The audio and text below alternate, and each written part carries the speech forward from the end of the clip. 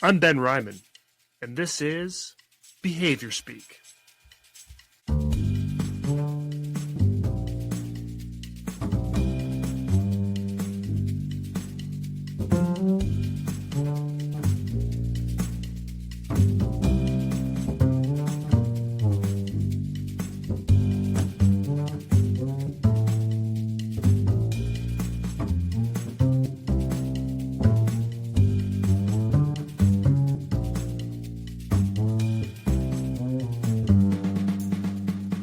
In this conversation, Dr. Han-Leong Goh shares his extensive experiences in the field of behavior analysis, detailing his journey from academia to private practice, his experiences with the late Dr. Brian Iwata, and his involvement in foster care services and the Florida Child Welfare Behavior Analysis Services Program. He emphasizes the importance of collaboration and collegiality in the field, the evolution of applied behavior analysis practice, and the impact of insurance reform on service delivery, and also discusses the historical context of ABA and the need for continued research and advocacy in various domains.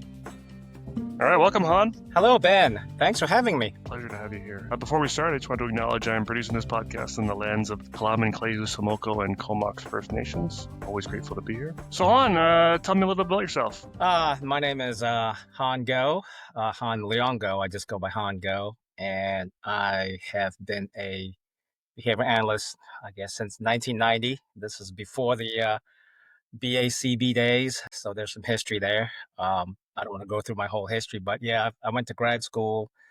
I trained under Brian Iwata, graduated in 97, and then unlike about 95% of my fellow colleagues who went academic, I went private. So that was a little different. I've had numerous jobs across several states in the United States. I found myself in Wilmington, North Carolina. I've been here the last 15 years, and I currently am the research director for a private agency in Wilmington, North Carolina. That's the abridged version. Yeah, well, I want to hear a little more. So tell me about kind of how you got into the field in the first place. I got into the field. I was in college. I was at University of Pennsylvania, West Philadelphia, and I was a pre-med, and then I found myself disillusioned with the courses and the career path that it was going. So I always knew I wanted to work with people. I just wasn't sure how to do that. What mechanism? So I took a psychology course at Penn. It was very good. So I just took more courses. But the course that really stuck with me was the late Robert Rescorla's undergraduate learning class. As some of you may know, Robert Rescorla was the preeminent researcher in classical conditioning.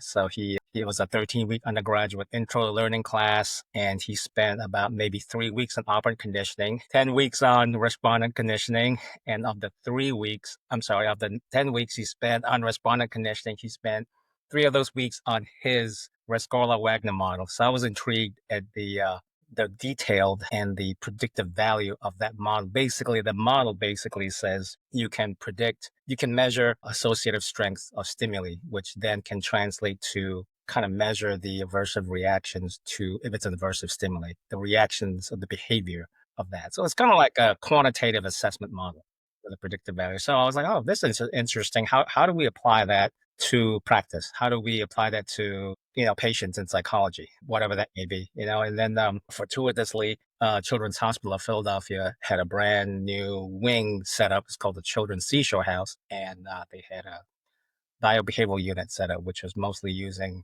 ABA principles to assess and treat severe behavior disorders. The head of that department was Dr. Bud Mace, who worked with Brian Iwata and was, I guess at that point, an associate editor of JABA. So that's how I got my intro into ABA. He recommended me to go to grad school with Brian. So I did a couple years later. And then I went to graduate school. Then I had several series of jobs across several states. And that's how I landed here eventually. I'm not even sure what number this is, 8th, 9th, 10th job or something like that. I had to find my way, sort of. So that's pretty much a little bit more detail about how I got into AB. And so what year did you take that first intro course? So at the risk of aging myself, that was fall of 1988. Wow, amazing. And then 2 years later, I started at Children's Seashore House with Bud Mace. And then 2 years after that, in 92, I started graduate school with Brian Iwata. So I've been in the field since 1990, 35 years. 35 years come September. So I'd love to hear a little bit about, and I'm sure you could go on for hours, what that was like, what that Dr. Iwata experience was like for you, sort of from Yeah, from your side of things. I can give you some of the personal stuff, Yeah, but some of that stuff has to stay within house. for sure, My for sure. colleagues know, but also mostly the professional part. He is he's very driven.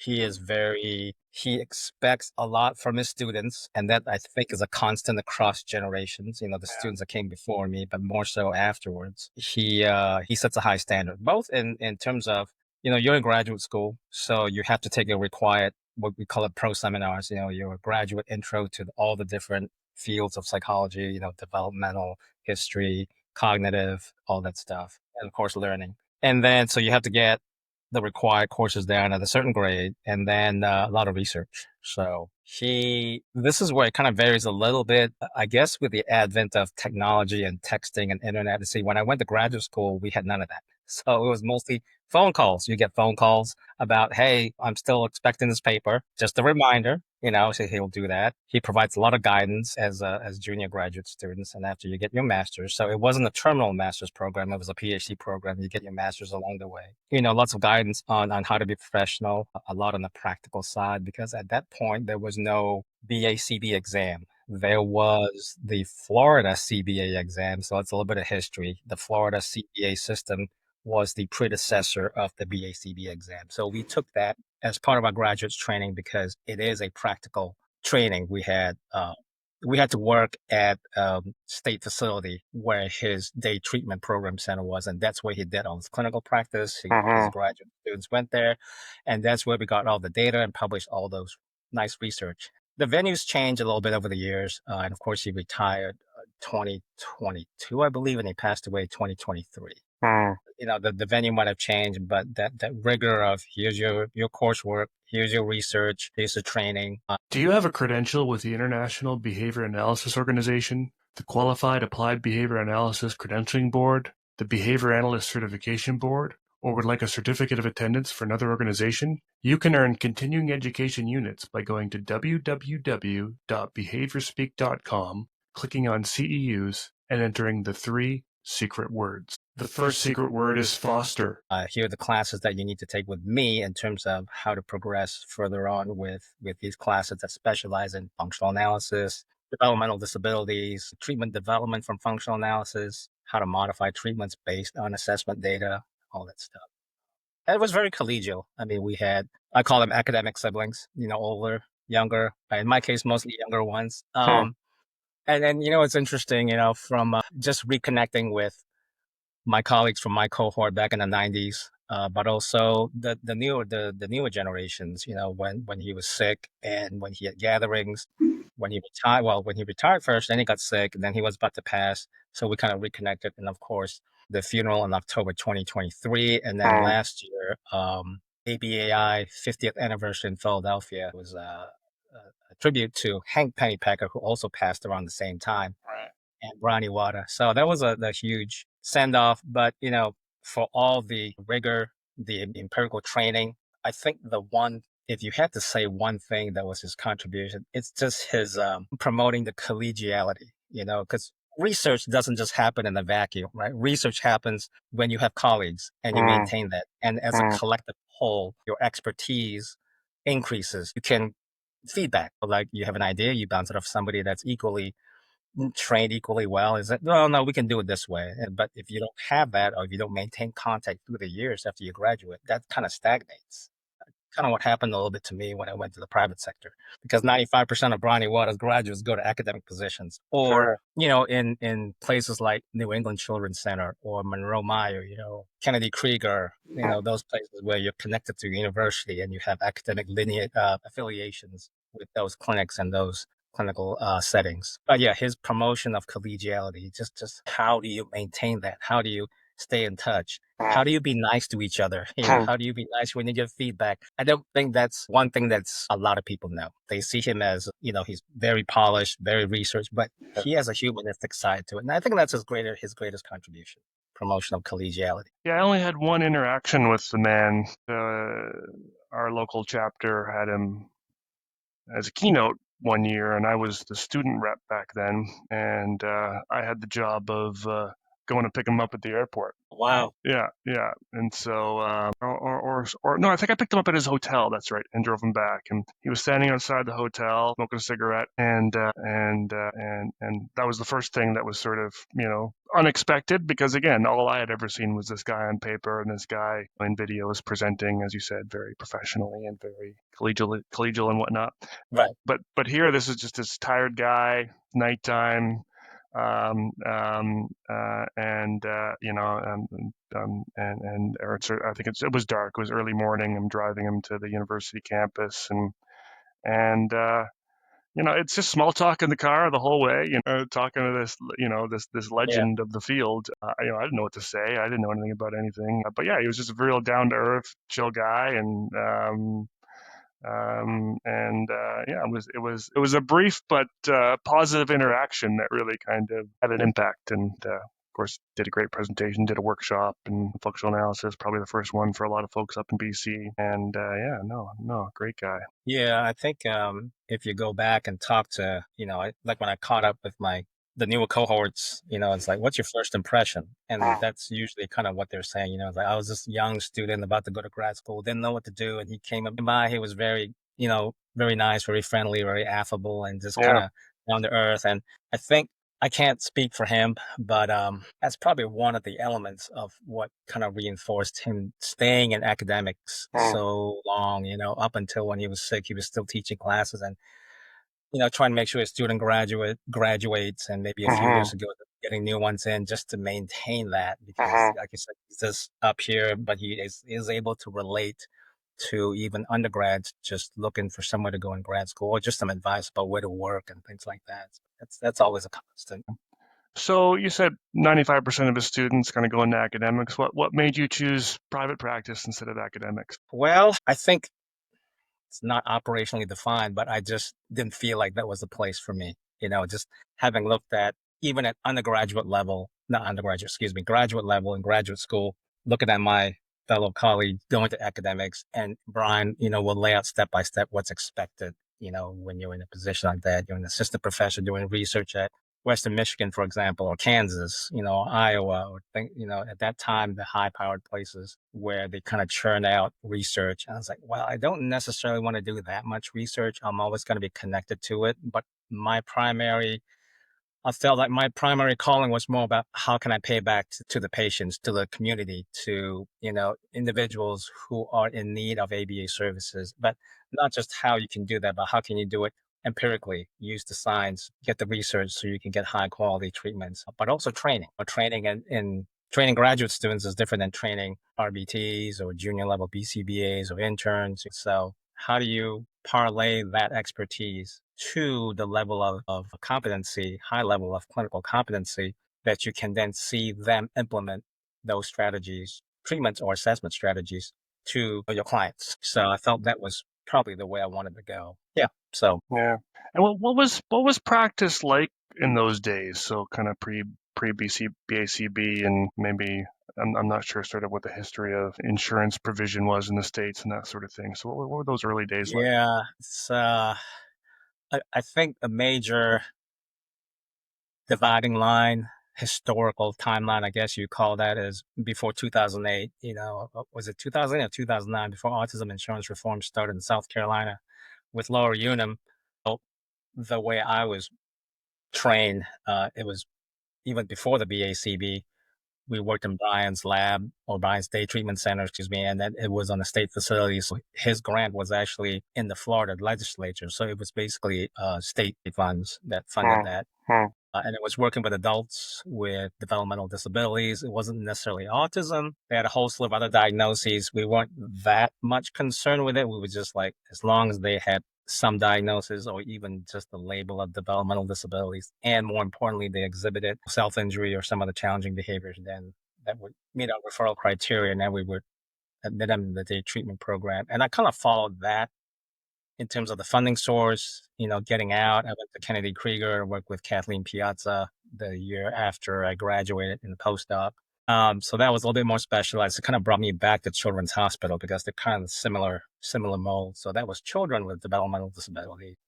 I went back a little bit, but I found that it generalized pretty well. The assessment, the functional analysis, and the function-based treatments that you derive from that can be applied equally to adults and children with a host of different diagnoses. And I think that's always been ingrained into me. So it always struck me as different. After autism insurance reform, the junior BCBAs would be like, they post on LinkedIn, or they'll come ask me like, is this all there is in ABA? Do we have any other venue by which we can expand our services? Like, oh yeah, in fact, I can give you several hours of telling you that, before 2008, autism and ABA was not as prevalent. It was various different funding sources, and you have and you can apply that to all different kinds of settings and locations. And the one thing I point to them is if you look at ABAI, the website, abai.org, and you go into special interest groups or SIGs, there's 35 or more. It's probably close to 40 now, different domains, special interest groups. And you look into autism is one of 35. And when I show that, they're like, wow, I didn't know you could do that. And that's just a link. You can click on the link. It shows you who's in charge of that city. You can get information. There's a little bit descriptions, preventive medicine, sports medicine, foster care is one that I'm passionate about. OBM is a huge area. So it's not just kids with autism. The fact that insurance coverage provides for ABA therapy is huge. It's obviously very beneficial. So, but we could talk more about that later. But I think what it does is it necessarily, it funnels the focus onto autism, maybe to the exclusion of other possibilities by which ABA can be applied. And you just have to look at the history. What happened before 2008? What were people doing with ABA? And then you can start from there. That's one way. Hopefully that answers your question. I mostly started with the DD population, regardless of age group. And then I got into, we had some kids with autism, some adults, but then after autism insurance reform, obviously the jobs I work with, because of insurance funding, I've been attached with agencies, the nonprofit or for-profit, that dealt with, can you be a case manager for that? And then build yourself up to other lead roles after that. You mentioned an interest in foster care, and that's kind of how I found you. Tell me a little bit about kind of how you got into that realm. That was, so after Kennedy Krieger, I worked at a Tennessee state facility, of which Brian was a consultant. So I kind of kept it home a little bit. But I left there in 2001 because at that time, the state of Florida contracted with University of Florida and University of South Florida for a statewide, it was called the Statewide Behavior Analysis Services Program. And that basically was a huge grant from the state of Florida given to provide ABA services to the foster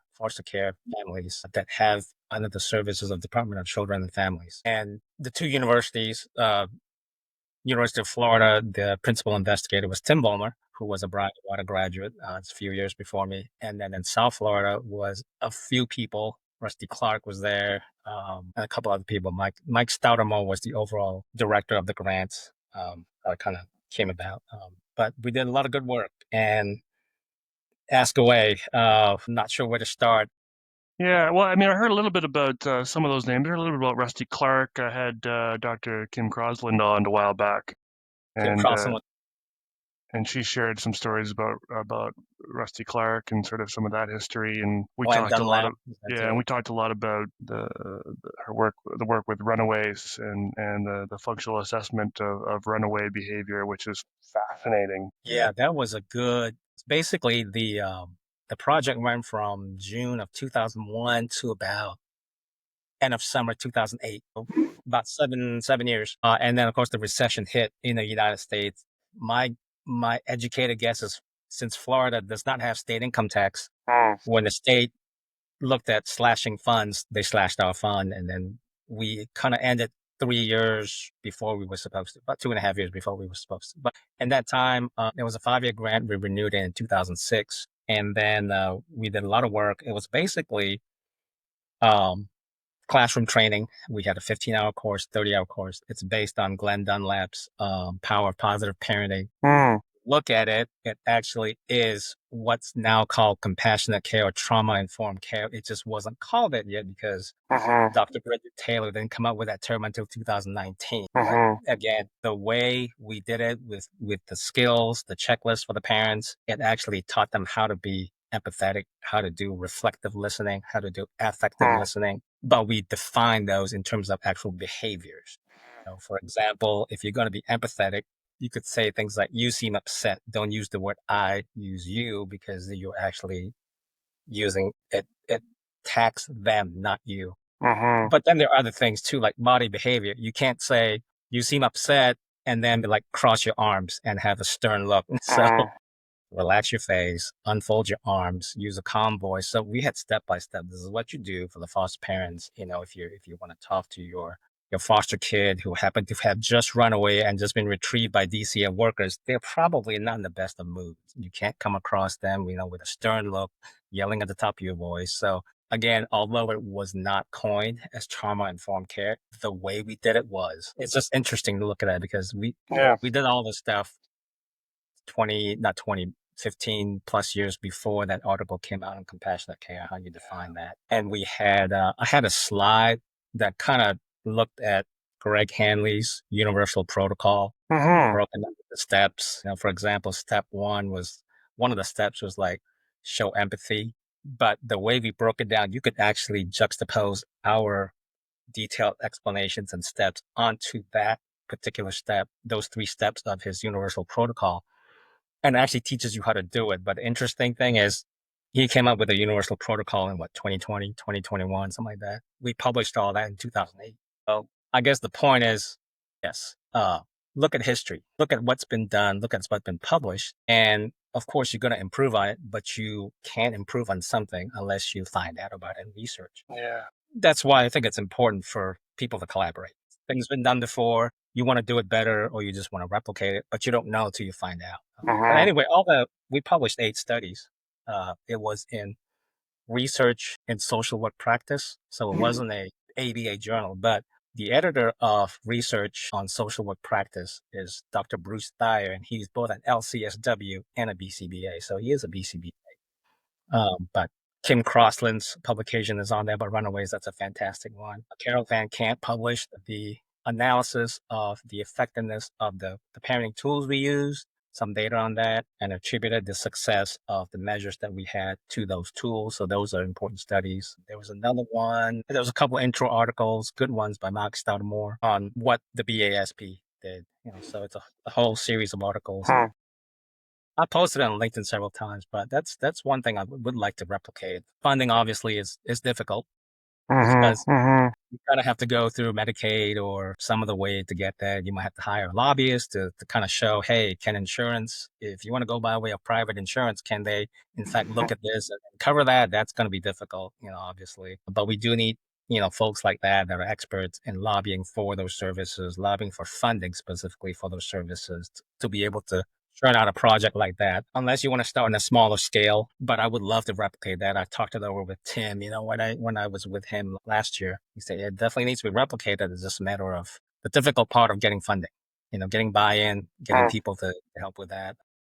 So, but that would be great if we can replicate that, refine it. I believe Dr. Jeannie Golden at East Carolina University, she's presented a couple things on compassionate care with foster care kids. I've talked to her a couple times and mentioned some of the articles. So she actually has some steps on how to do parents, how to deal with your traumatized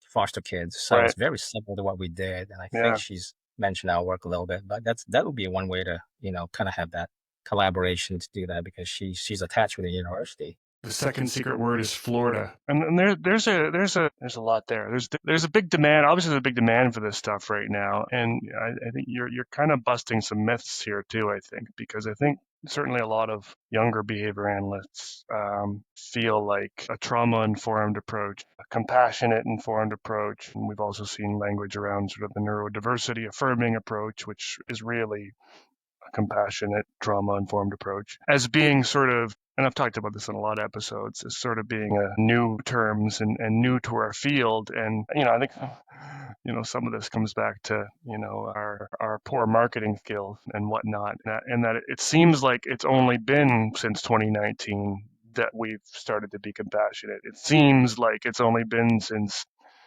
Dr. Hanley's work that we've started to be trauma informed and whatnot, and some of the work of those folks. But I have heard a lot of conversations, very subtle, because I know and I know your goal isn't this either. I know the goal isn't to sort of talk negatively about these papers and the good work that, both Dr. Taylor and Dr. Hanley are doing, but to point out that this stuff isn't new. And I've seen a lot of discussions on discussion boards, particularly around a lot of the practical functional assessment stuff, being that these are all things that have been around for decades and have been done, and they're just either being packaged differently or labeled differently, but the work has been there. And so I think it's important to have conversations like this, and I'm going to share all these papers in the show notes to show that this work has been being done for a long, long time. Yeah, for sure. I want to highlight what you said. It's not about competition, it's about collaboration.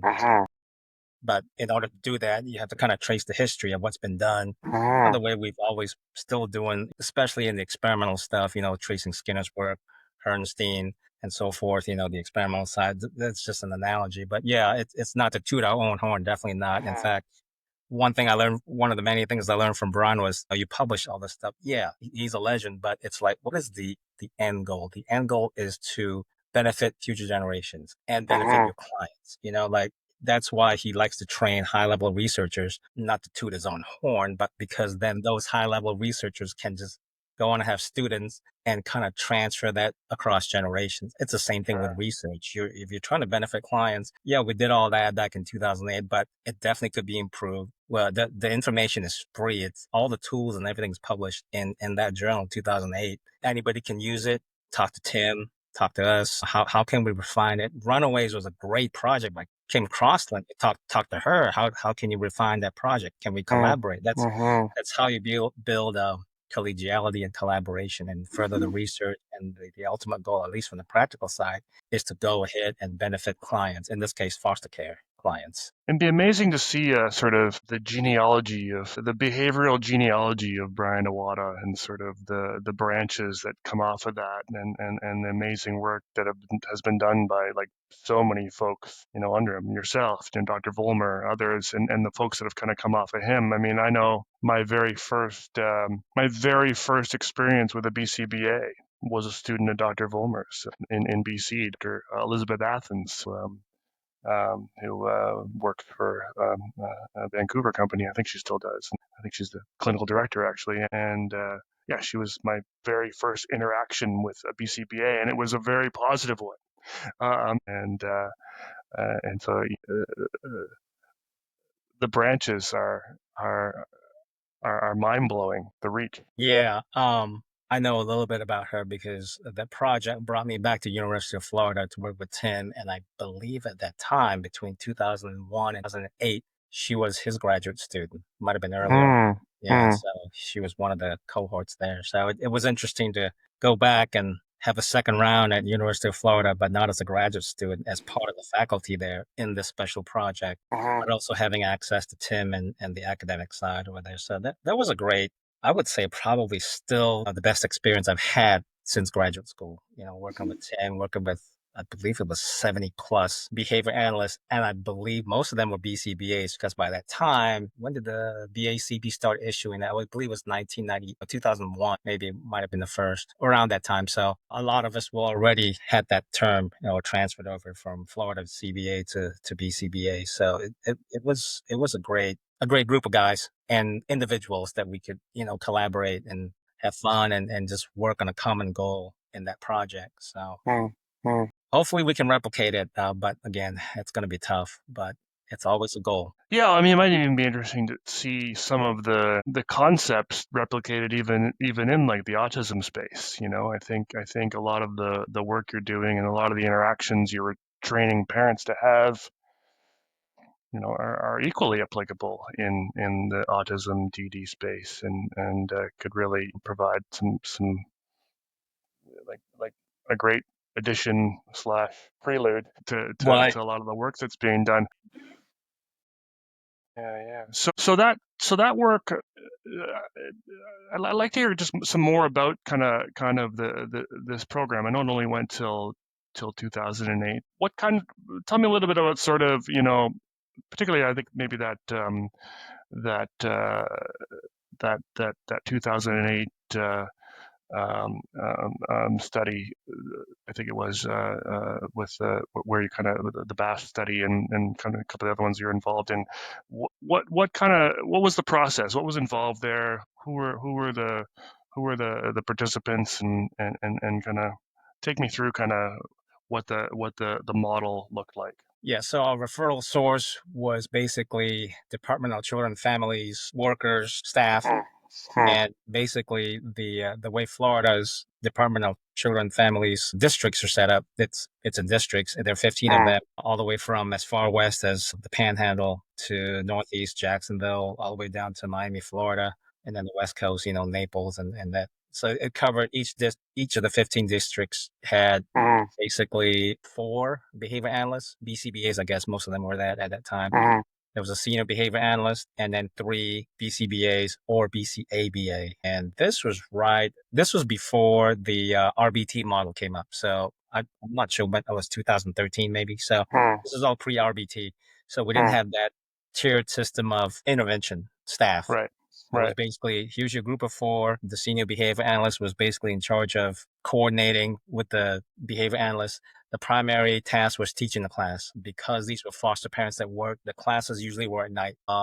And we wanted really the primary course was 30 hours. So basically 10 weeks of 3 hours mandated by DCF for the foster parents to take the class in order for them to reach certain goals. So they were basically had to take the class because they were found to be in non-compliance with certain things as foster parents. I won't get into that because that's more of a DCF thing, but they were basically mandated to take our class, and if they passed the class, then they would fulfill a checkbox, among other things, to maintain their foster parent license. There were other classes as well, a 15-hour class. There was a 6-hour class, so there were different versions for different needs, but the main one was the 30-hour class, and we basically had 10 lessons, intro lesson, and I believe 8 parenting tools designed around, compassionate care, all the way up to differential reinforcement, teaching them concepts. Role plays was a huge thing. Behavioral skills training. All the 4 components were there: instruction, role play, feedback, rehearsal, and feedback. So all that was in play for every single one. They had pre and post checklists as measures. That's Dr. Van Camp's study. Carol Van Camp, looked at pre and post measures and how effective the classes were. Once you passed the class, you then had individualized behavior plans. So it was all done with just the 4 of us, with anywhere from, I don't even remember how many clients we had, how many foster families we worked with, but there were a lot. So you just go in groups. One class was 10 weeks. In that 10 weeks, you did all that. Then you had a follow up. Then you do another 10 weeks. I believe there were three in a year, 3 10-week classes to allow time for follow up and individualized treatment plans and all that as well. So each class basically had anywhere from 10 to 20 foster parents, and then they were taught at night, taught by us, and then we reported all those measures to a project coordinator who then reported it to the state of Florida as part of the outcome measures for the grant. And so what were kind of the outcomes as far as the outcomes? It was effective. Let me see if I can find. Dr. Van Camp published a lot of that. I don't have it at the top of my head. Let's see. They found that the tools were effective in pretty much increasing the scores pre and post. So in her study, we reported 101 foster parents. There were actually some adoptive parents, some biological parents, but most of them were foster parents. We did the pre and post scores, taught them the class, and then the independent variable was the training course. There were 9 parenting tools. As I mentioned, training via behavioral skills training, instruction modeling, role play, rehearsals, feedback. And then the dependent measure that we took was the parents' performance on the or baseline for the pre-course and post-course skills. So these were each parenting tool was broken down into steps, and you took the percentage of what they scored incorrect versus correct, expressed as a percentage, and you compared that to the same checklist and scores afterwards. And we found that their scores improved dramatically after the training. So that was the primary measure. Right. Yeah. Very cool. And I'm curious, any idea what kind of just maybe not from the paper, but just from the work, did it seem to sort of improve the situations for these foster kids? It did. I mean, we did not have time to publish the results of the individualized training program at home, but it led to that, and each were customized. But the anecdotal reports were that they improved. One of the measures was the placement disruption. was Mm, one of them. So if we sure. were effective, obviously there's just more than just behavioral issues resulting in placement disruptions. But if we can control for the other factors, which we probably can't, we can at least show that on the time that we train these foster parents, those foster parents experience fewer placement disruptions. And that was kind of the other major measure, critical Yeah. variable. If you can show reduction in placement disruptions, it results in more family unity. Of And if you want to go into a more financial thing, it costs the state of Florida less in terms of having to have DCF workers find another Sure. place for these foster parents. But, more on the humanistic side, if you can reduce placement disruptions, you keep the families together. That was actually part of then Governor Jeb Bush's main idea as well. Let's keep the family together, whether it's biological, adoptive, or foster. And we were able to show that, well, we can reduce the number of placement disruptions or the frequency of placement disruptions. That in turn can show that the family stays together. They're more willing to work together, and that results in so many benefits like we talked about. Yeah, and I think that provides a connection for me from my interview with Dr. Crosland because that goes back to episode 40, so that was a while back. Wow. And she's talking about the runaway behavior and essentially why do kids run away, and of course they're either running away from something or running to something or both. And in terms of running away from something, they're often running away from these foster care placements because for whatever reason those aren't positive for them. And so it sounds like a big part of your work and a big part of this project was to sort of improve that side of things. It was one of the things I remember even to this day, even though it's been more than 15 years, is I believe part of that study, and definitely it's been a while, so I could be wrong, but I believe there was a questionnaire. I don't know that was published in Kim's work, but I Hmm. remember there was a questionnaire, kind of like a preference assessment in that realm, although it wasn't exactly that. But it was basically to ask the foster kids, one of the several questions were like, why are you wanting to run away from this placement? Yes. Like, where are you running to? Why are you running to? Is it something about the current situation that's kind of aversive, and let us know what that is? Or is it something that you're running to that's more appealing? So, right, you're either running away from something Hmm. that's not great, that's aversive, so it's escape behavior, Hmm. avoidance behavior, or you're running to something that you prefer. And so it's kind of like the reinforcement, attention's Hmm. example. But Hmm. one of the things that came up was, it goes back to family unity. A lot of these foster kids, their siblings are separated. So you have a brother, sister, or sister, sister, brother, brother, and they're in different foster families. So I was like, well, I ran to be with my sister, or I ran to be with my brother, So it's like, wow, that's 100%. heartbreaking. Yeah. It's not, I'm not trying to pass judgment on DCF. They really are overworked. So if you have to remove the kids from the biological home and you don't have a placement for all the siblings, unfortunately, one of the results is you separate them. And then the consequence of that is, well, they don't want to be separated. So they run away. Hmm. So I was Hmm. like, wow, Hmm. just a simple questionnaire asking Yes. that particular or elucidates that particular reason why they're running away. And that might give you cause to try and reunite them or place them, together if you can. Obviously, that doesn't work all the time. Or maybe something like, here's a heads up, I know you want to be together, but maybe some other compassionate care, maybe Hmm. alleviate their or some sort of expectations, in a more empathetic Hmm. way. That might delay their running away. I don't know. But it at least calls for some intervention if you know ahead of time the reason why they are running away. So that questionnaire was published, and that was sort of the impetus for the conversation with Kim. And so it was the functional assessment interview for runaway behavior, and she definitely published it. And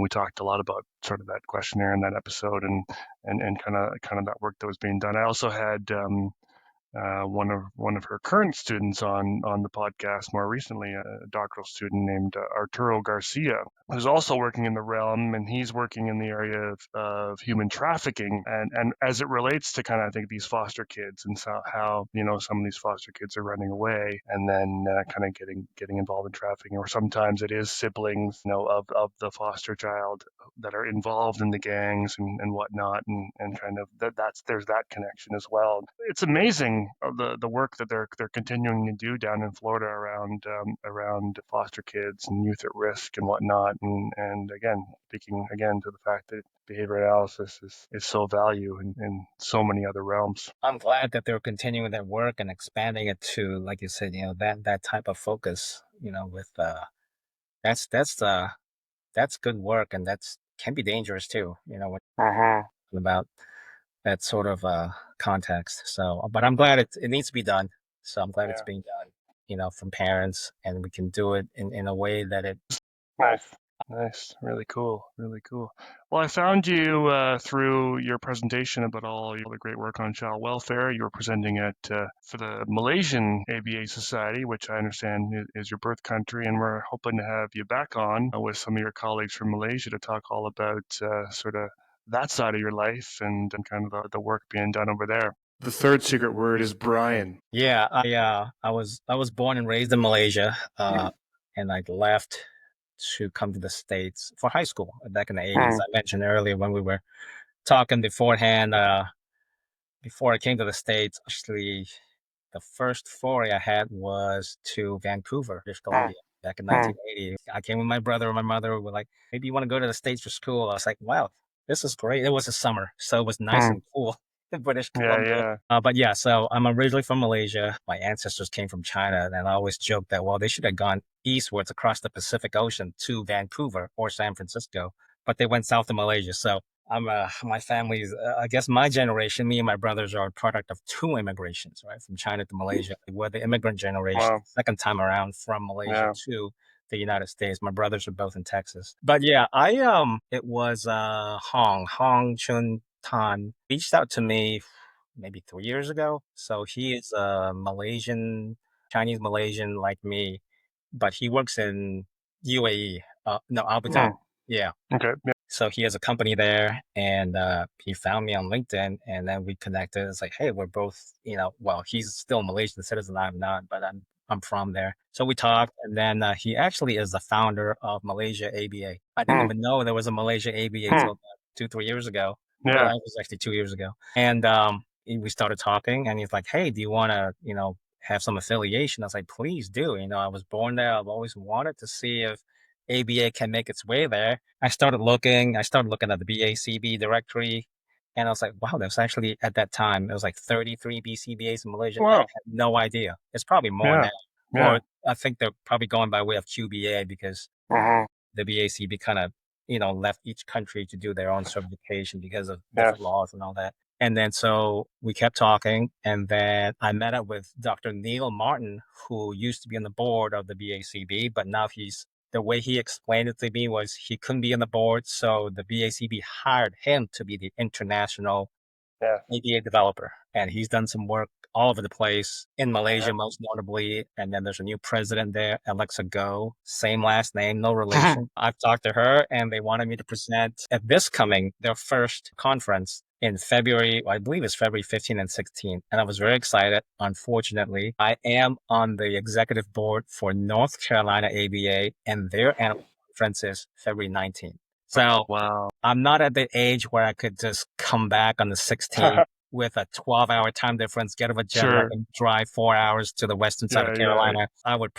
would probably not be safe. So unfortunately I had to decline. So yeah, that would have been great, but absolutely. they have a whole slew of good speakers. They have Bill Heward is speaking there. A couple other people local, but it looks to be a good conference. There's also a Southeast Asian ABA, though I believe that happened in October, their first one, this past October, and that was in Bali, Indonesia. So that would Cool. have been great to go. I don't think I've actually been there, even though I lived in Malaysia, which is right by Indonesia. Yeah, So yeah. eventually, I would love to go present there. Not this year, probably not next year. My term runs 2 years. If I don't run again, then maybe I can skip out an NCABA in 20. Well, it has to be 2027, and then hopefully go there. And I would love to be a part of it. Maybe do something virtually. Yeah, I have actually. I presented this, the foster care project as a ACE event for them, so that was very good. So I like to do some more, and I've been Yeah. talking to Dr.